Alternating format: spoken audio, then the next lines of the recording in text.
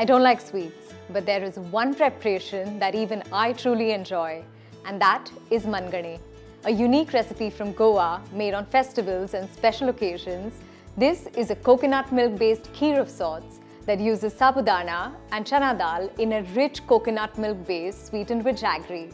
Let's get cooking.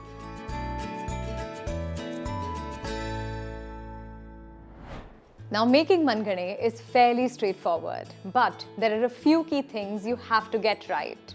Starting with cooking the chana dal.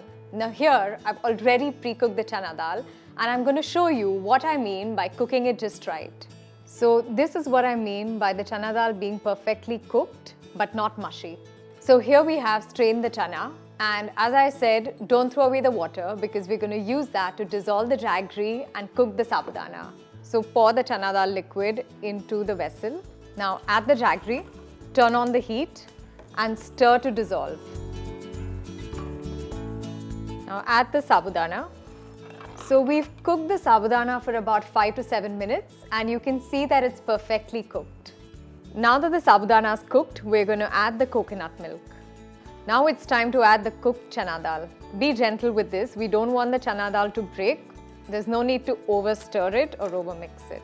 So the chana dal has already been cooked, so you don't really need to cook it for a long time. All you want is for the flavors to combine.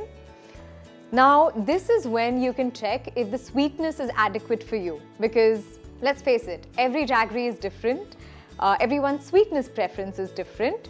So let's check if this needs a little more jaggery, and it's perfectly okay to introduce it at this stage. It's perfect for me, but had this been less, I could have added a little more jaggery and let this simmer for just a little longer. If you think it's thickening, just add a splash of water. Now we're going to add the chopped coconut pieces. This gives it a lovely texture. It's optional but highly recommended. So while that is simmering, we're just going to freshly grind some cardamom. Now add the ground cardamom and turn off the heat. Gently stir. We don't want to break up the chana dal. Now that the ghee has heated, we're going to add cloves. Now this isn't traditional, but I love the flavor of cloves in this recipe. So the cloves will beautifully release their flavor, and in go the cashews. Keep stirring. Cashews can go from brown to burnt very quickly, so keep an eye out. And now we add the raisins. Now I like to reserve some cashews and raisins for plating, but that is strictly up to you. And now we're going to add the cashews and raisins to our Mangane.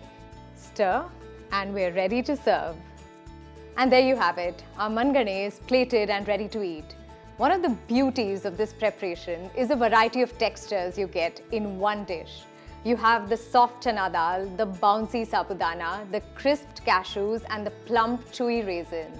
I can't wait to dig in, so I'm going to go right in and I'm going to see you at the next episode. Bye.